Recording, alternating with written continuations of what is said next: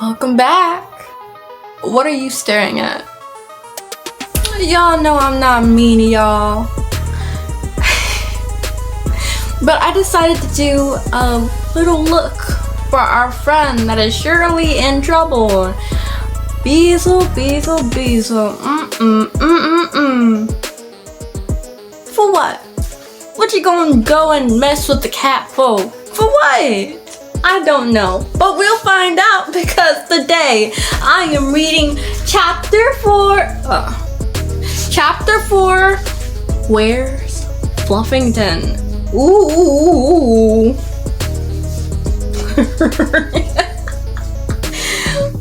Let's get into it. Fluffington is missing? Bess gasped. Maybe she just went for a walk or something, George suggested. I don't think so, Yasmin said anxiously. No one's seen her in the last hour or so. It is not like Fluffington to disappear like that. When was the last time anyone saw her? Nancy asked Yasmin. Yasmin looked thoughtful.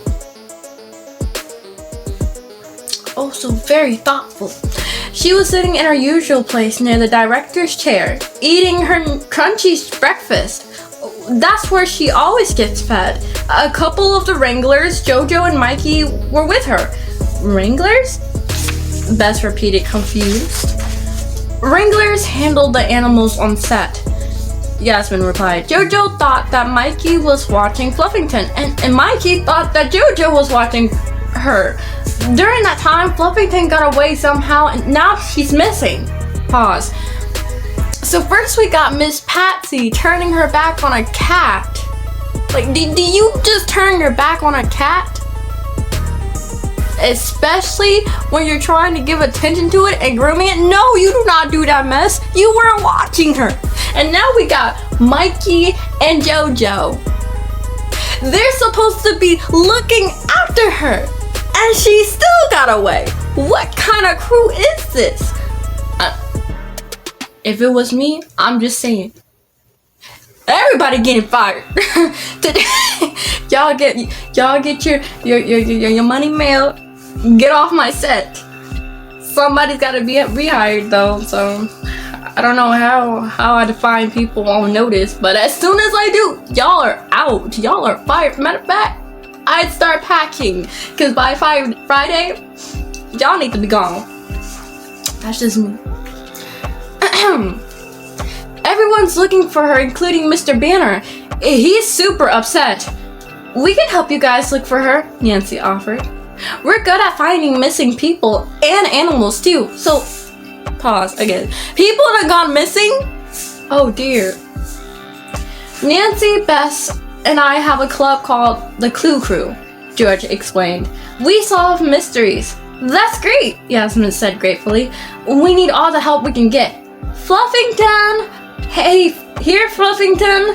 Come here, Fluffy cat! Nancy, George, and Bess were wandering around the back of the alien set, calling out Fluffington's name. They looked under set pieces. They looked under movie equipment. They looked behind piles of boxes. Other people were searching for fluffing too. Inside and outside. Just then, Nancy got an idea. I want to check out the place where Fluffington was having breakfast this morning. That's the last place where anyone saw Fluffington, right? George said. Nancy nodded. Exactly. Maybe we can find some clues there. The girls walked over to the director's chair. How big is this place? Actually, she didn't mention that in chapter 2, chapter 1, it was the size of a gym, so that makes sense, I think. The girls walked over to the director's chair, which was near the fake living room. The chair was black cloth on tall wooden legs that crisscrossed and made X's in front and back. The chair had the word director written on it in big white letters. This is Mr. Banner's special chair for when he's directing a scene, Nancy thought. Near the director's chair was a big blue bowl with the word Fluffington on it in gold. Nancy knelt down and peered into it. She could tell by a few tiny brown crumbs that it used to have crunchies in it. Fluffington had obviously eaten every last bite. There was also a water bowl. George and Bess knelt down too. "Do you see any clues, Nancy?" George asked. Nancy scanned the area carefully. "I don't see anything. If anyone kidnapped Fluffington from this spot, the person didn't leave any clues." "Nice hairstyle." "Not." Nancy turned around at the sound of the familiar voice. Basil Banner was standing there. He gave Nancy a mean smile. How do you give somebody a mean smile? Like,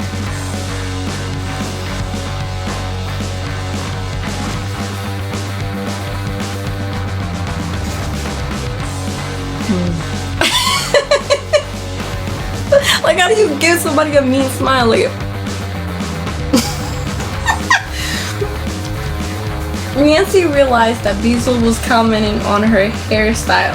She reached up and touched her hair. She was still wearing the hot curlers that Meadow had put in there. "What are you doing here?" Nancy asked Basil. "I thought you were, fired," Basil said. He set his backpack down on the ground and pulled a granola bar out of it. He unwrapped it and began chowing down on it with his mouth open. "My dad would change his mind," Basil went on. "He always does about stuff like this. I know exactly how to make him do what I want him to do." "Have you seen Fluffington?" Nancy asked him. "She's missing, you know," George added. "Maybe that dumb poodle powwow or pom-pom or whatever its name is ate her." Basil cracked up at his joke. Bess glared at him. "That's not funny." Basil shrugged. "You three are too young to appreciate my excellent sense of humor." He pulled a cell phone out of his pocket and flicked it open. "Gotta make a call. See you later. Bye." "Curl her head," he added, grinning at Nancy. "I don't like him," Bess whispered to Nancy and George after Basil had disappeared around the corner. "Me neither," George whispered back. Just then, Nancy noticed a black backpack lying on the ground. It had the initials BB on it. "Basil left his backpack behind," Nancy told her friends. She walked over to it. She realized that if she hurried, she could catch up to Basil and return to him. The backpack was unzipped at the top. Its contents caught Nancy's eyes. She saw a couple of magazines, a balled up red t-shirt, and some stinky socks. She made a face. And then she noticed something else. There was a plastic container full of something that looked like dried up grass clippings. Nancy squinted to see the label. It said, "Catnip." "What is it, Nancy?" George asked her. "Did you find a clue?" Nancy pointed out the catnip container to her friends. "Why would Basil have catnip in his backpack?" she said in a low voice. "Unless," Bess began. "Unless he used it to lure Fluffington away," Nancy finished. "Maybe Basil is our kidnapper." Uh-oh. What did I tell y'all though? What did I tell y'all? Troublemaker. That's all I got to go off of. Troublemaker. We saw that first, right off bat. First impression of meeting this dude, Basil. Yeah, let's just say a lot.